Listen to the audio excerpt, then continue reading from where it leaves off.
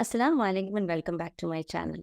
In today's video, we're going to talk a very essential topic, and that is how to stay calm as parents. At times, we feel overwhelmed, or it becomes so challenging that we are overreacting sometimes. And I understand it's something very common. And not fear. There are many out there, including me, who get sometimes overwhelmed, or we get stuck in between. We have no idea how to overcome this particular situation, right? So it happens. But as parents, we at least need to know some tactics so that we can control ourselves and know what are the things that we can be mindful about. These things we will be knowing. Before proceeding, just a gentle request, make sure you subscribe to my channel, support me, and also take this particular video to all those people who really genuinely need support and help.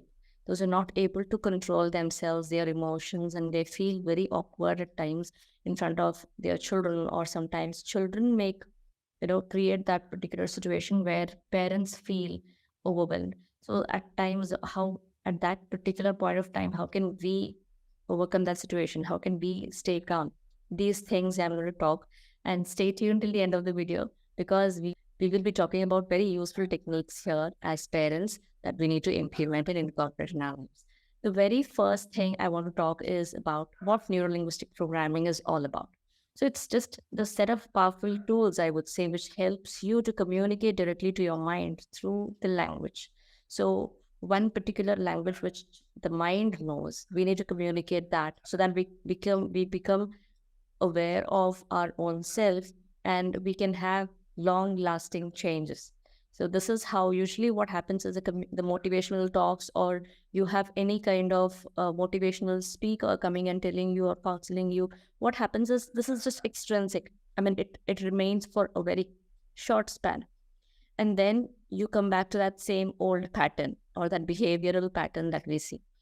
This often happens, but once you yourself communicate with your own mind, your mind is giving you messages, your subconscious mind is giving you messages that you need to work on this. Don't you think this is an amazing science? So this is what we have to talk about. Okay, so let me explain initially what is the language of mind. Mind has three languages, that is visual, audio, and feelings. So audio, video, and feelings, these are the actual, I would say, the language of mind. So we need to communicate our language also. We need to communicate to our mind in that same language, right? This is how we have to be mindful about. Now, how do we start doing it? The very first technique that I want to talk is about reframing. So what exactly is reframing? It is just that we change the perception of one particular situation by changing the words. For example, I imagine my child is throwing tantrums and he is demanding something in the mall. Okay, he wants to get something and he is demanding and is throwing all that effort. He is making all that effort to get what he wants, and I cannot give him.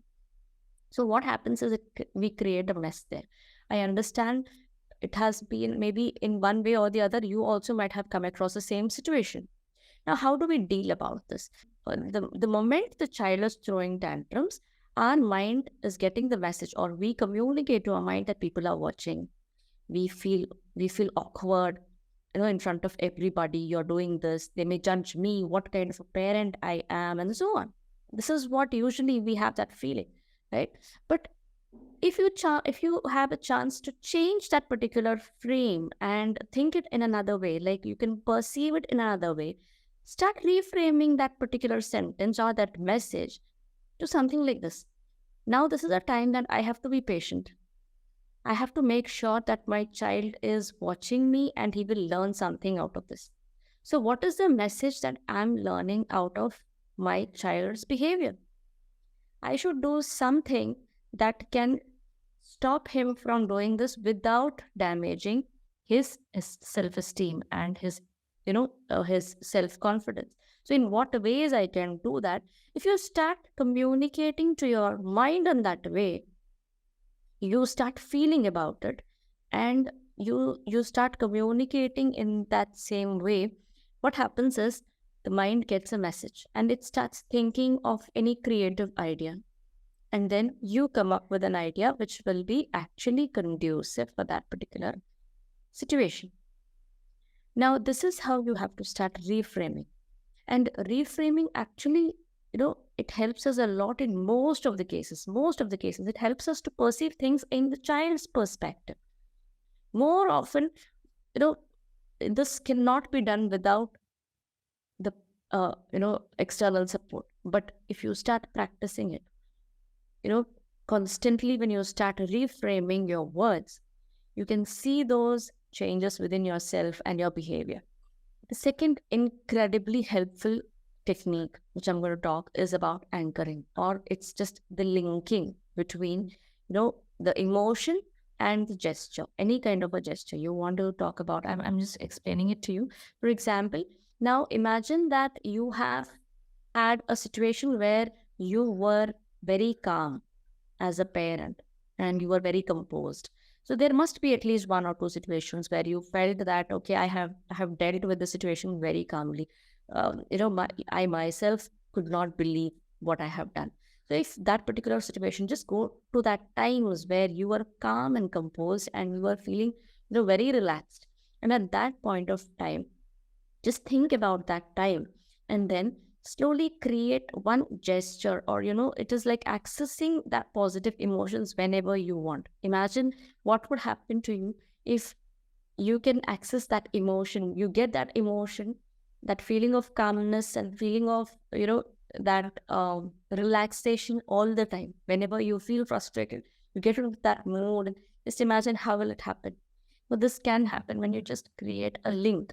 So this is a link where you can just, maybe you press your little finger or your thumb, or you pinch any one finger, and that's how you are creating that link whenever you think about that. So make it 5 to 10 times. You have to create that link in your mind by just visualizing that event.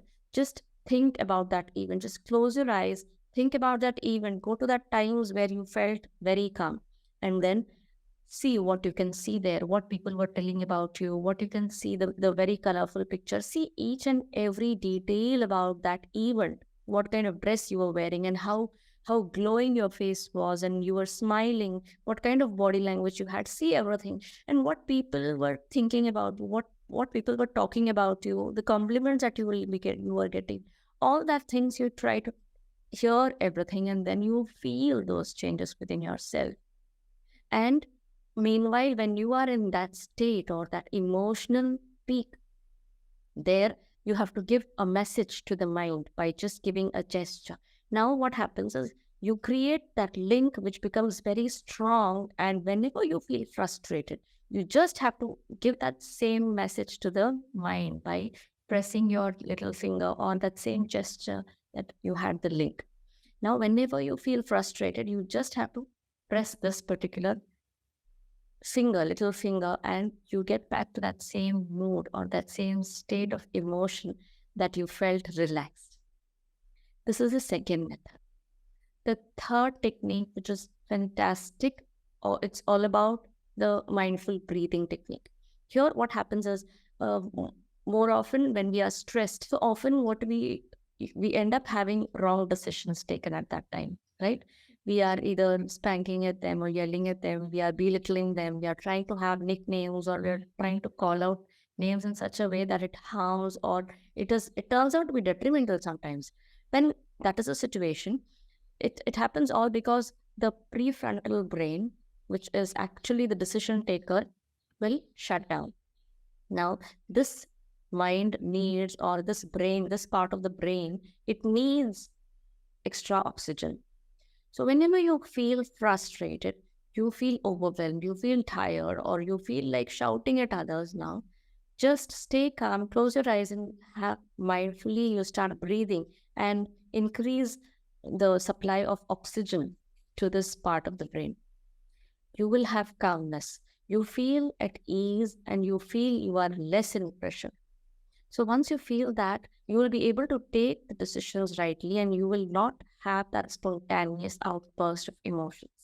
When you take that moment and start breathing, it helps you to stay focused and also self-centered.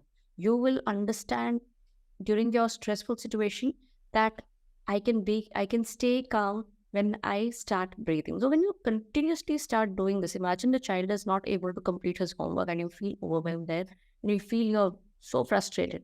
Just take a deep breath, change that particular situation, exhale and inhale, do that particular breathing every now and then, create a brief pause so that the prefrontal brain will easily start working when the oxygen supply is more.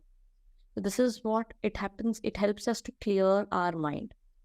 The fourth technique is all about the language of influence. You know, the impact of these languages are sometimes such that it creates a lot of havoc in the child's behavior, in the child's life completely. We don't know how, we can't even imagine how the child will perceive things when we are talking these kinds of words. So it becomes, I would say that language plays a very significant role in our parenting. So try to change these words. For example, don't make a mess. Instead of saying this, so let's keep all the toys together and let's arrange it as early as possible. So now what happens is I'm going to help you to do this. Now what happens is you are actually commanding them, you are actually insisting them to keep the toys, but you are using the different phrase. So when you start telling that in a different way, stop making mess, or stop doing this, don't do this. When you start telling the negative words or the negative sentences, there are high chances that the child also gets into this negative. And it happens that children are trying to be more aggressive. Okay, so it happens with any one of us. Even when somebody tells us also, don't do this, the don'ts are more than the do's, or the negations are more. We also don't feel like talking to them. We don't feel like listening to them. We just ignore their words sometimes. It happens with most of us. You might have come across your in-laws or your parents or anybody, your parental figure, whoever it is. Teachers also at times, we might have got such people where we start ignoring their words. So the same thing is happening with our children as well. So let us be mindful about it and try to make sure that we are using the right words in front of our children. And this when we do it mindfully, it creates a lot of positive impact in our children's behavior. So there you have it. In today's video, I hope you have learned these techniques which can really help you to stay calm during all your parental challenges that you're facing right now. So remember, it's normal to have tough times, tough moments it's common for everybody. So let us use these NLP tools, or let us cultivate those behaviors in us and be mindful about all these and have a composed approach with our children in our parenting journey. Let us all stay positive and be a significant role model in our children's life. If you have found these tips helpful, don't forget to give a thumbs up and also share this video with somebody who you feel that they can get the most benefit out of these videos, out of these techniques as well. If you're new here and you've not subscribed, do subscribe to my channel before leaving and support me for the valuable content that you're getting out of this particular channel. Thank you for watching and see you next time.